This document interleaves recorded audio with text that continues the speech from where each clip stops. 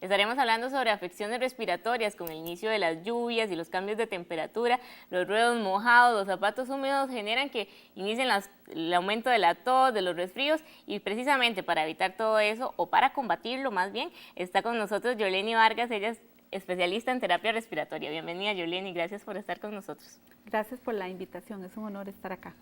No, con mucho gusto. Yorleni, cuando empieza a llover, ¿verdad? Siempre lo común en la transición de una estación a la otra es que aumenten, ¿verdad?, los resfríos y los problemas respiratorios.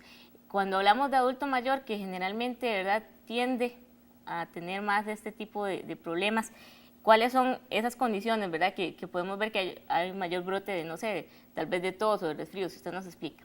Claro. Yo creo que antes de decir cuáles son las afecciones es importante decir que cuando hay lluvias o cuando viene la temporada del invierno hay dos factores que son los que van a generar los síntomas. Uno es la caída de la temperatura, ¿verdad?, ese frío que se produce en el ambiente. La otra es un aumento en el vapor de humedad, ¿verdad? Y eso pues obviamente es lo que va a desencadenar las principales molestias, como son la tos, como son lo que la gente llama apretazón de pecho. También viene obviamente el aumento en los niveles de secreciones a nivel nasal o incluso a nivel pulmonar, que muchas veces desencadenan ya sea una sencilla gripe o pueden llegar a convertirse en una infección a nivel de bronquios o a nivel general de pulmón. Cuando hablamos de adulto mayor, generalmente, ¿verdad?, vemos que los centros de salud se abarrotan en estas épocas precisamente por problemas respiratorios. ¿Cuáles son tal vez las afecciones más comunes en esta etapa de la vida?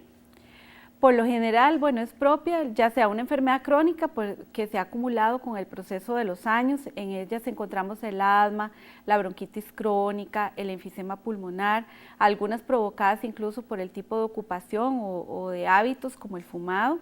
Y también, por supuesto, las infecciones respiratorias, ya que el pulmón, al ir perdiendo esas características de elasticidad y de higiene pulmonar, pues aumenta la prevalencia de resfríos en las personas adultos mayores. A veces, ¿verdad?, por lo común que es que en estas épocas de repente uno se resfríe, pasa por alto esos síntomas y se queda en la casa, se acostumbra a que tiene mocos, que piensa que de repente se le va a pasar rápido, o se acostumbra a tener tos constante, ¿verdad?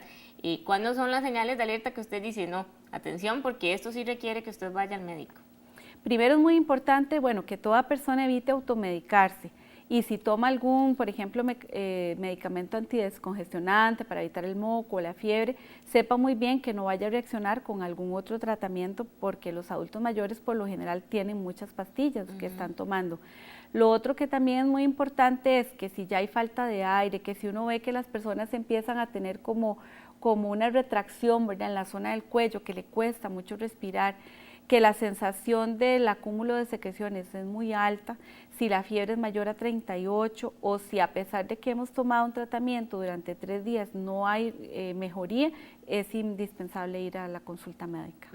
Usted por acá nos trajo algunos instrumentos que pueden funcionar cuando tenemos ¿verdad?, problemas respiratorios. Tal vez ir explicándole a la gente cómo funcionan, porque son opciones que tenemos, ¿verdad? Uno de los aspectos más importantes es el uso de la terapia inhalada. Hay muchísimas personas que la utilizan, ya sea por condición crónica o porque de repente se resfriaron y necesitaron enviarle este tipo de terapia. Entonces es muy importante la buena aplicación. Para ello siempre, ¿verdad?, batir bastante el medicamento para lograr un buen disparo, sacudir el medicamento para poder garantizar que no respiremos nada nocivo. Entonces lo recomendado sería que nosotros, aparte de agitarlo como usted dice, primero soltemos fuera del organismo, ¿verdad? Exacto, para poder limpiar, por decir así, la boquilla. Idealmente, acá no la tengo, pero en los adultos mayores es muy recomendable utilizar una cámara espaciadora. Una cámara espaciadora es un dispositivo que vamos a colocar entre la boca del paciente y el inhalador, de manera tal que la persona no tenga que preocuparse por cómo tratar de jalar el medicamento hacia el pulmón, ¿verdad?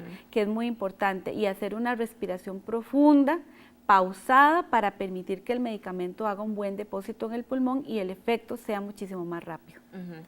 ¿Este funciona para todo tipo de persona o hay algunas condiciones en las que es mejor no usarlo? Los médicos por lo general son los que van a recetar el tipo de medicamento. En este caso los más comunes son el salbutamol, que lo que produce es como una dilatación del músculo que está dentro de las vías aéreas, y el otro que es un antiinflamatorio. Entonces por lo general se utilizan medicamentos de esa naturaleza.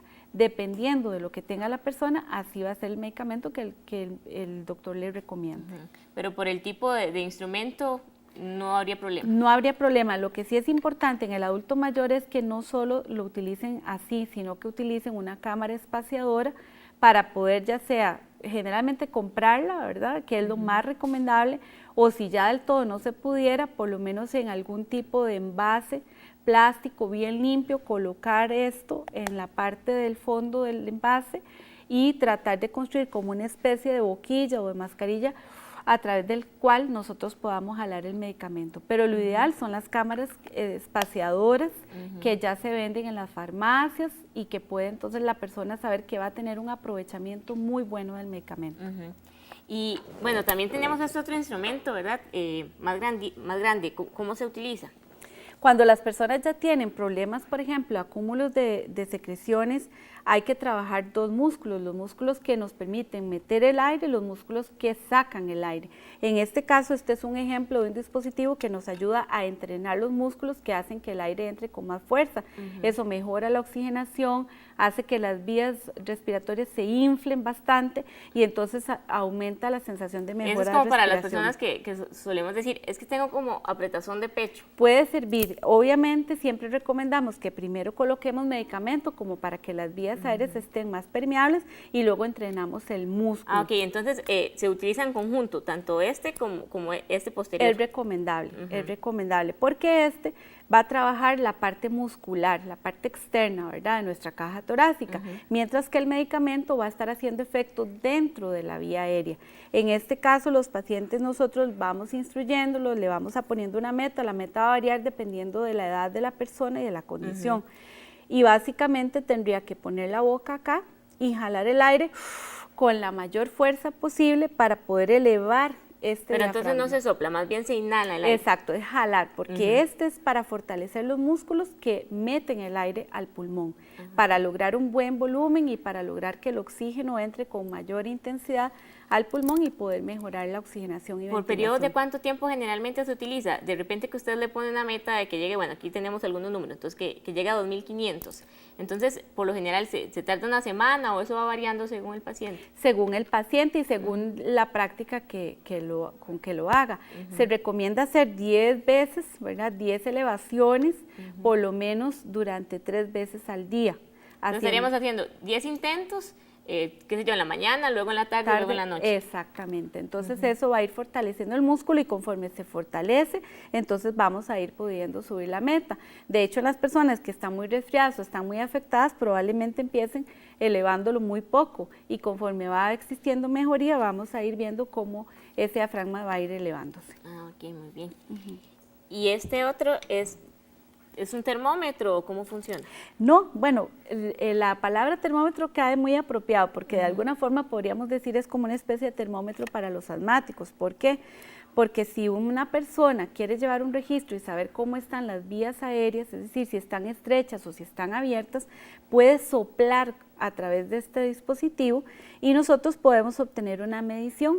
Lo comparamos con una tabla en la cual nos puede decir si está en verde, en amarillo o en rojo. ¿Esto qué quiere decir? Que construimos un semáforo personalizado y le podemos decir a la persona, bueno, si usted cae entre ¿cómo se llama?, 500 o por arriba, vamos a tener las vías aéreas permeables, no hay ningún problema.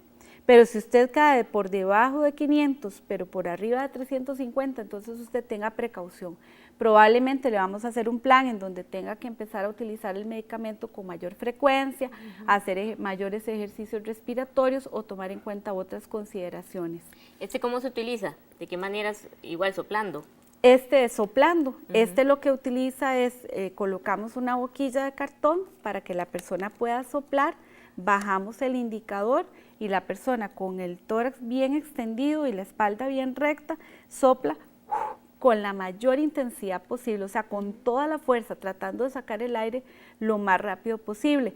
¿Para qué? Para que este se mueva y nos indique dónde quedó. Y eso se repite 3 veces. Tomamos el valor mejor y eso nos permite construirle ese semáforo que le digo yo a las personas. ¿Esto dónde lo podríamos conseguir? ¿En los centros de salud de una vez o la persona podría tener la iniciativa de ir a comprarlo en la farmacia? Lo que es los monitores para el asmático, muchos hospitales o centros ya lo tienen disponible. También se pueden conseguir en algunas farmacias o en algunos centros donde venden equipo médico. Y también, pues, quienes hacen las técnicas o las terapias respiratorias, pues muchas veces tienen a disposición este tipo de dispositivos. Jorleni, para contactarles, si alguna persona necesita asesoría o usted también realiza visita domiciliar para los adultos mayores, ¿verdad?, que presentan este tipo de afecciones, ¿algún número de teléfono o correo electrónico para contactarla? Claro, pueden llamarme al 8856-3972. El correo es un poquito más enredado, es breathing, que es la palabra respirando en inglés, center, seguido, @gmail.com. Ok, muy bien, pues quedó muy claro bastantes opciones que hay, ¿verdad? Y ojalá pues funcionen para evitar ese montón de afecciones que con las lluvias vienen, ¿verdad? Claro que sí. Pues muchas gracias por acompañarnos. Gracias. También muchas gracias a ustedes, ya les quedaron ahí los consejos para que no deje pasar la gripe que podría convertirse en una situación crónica en su vida.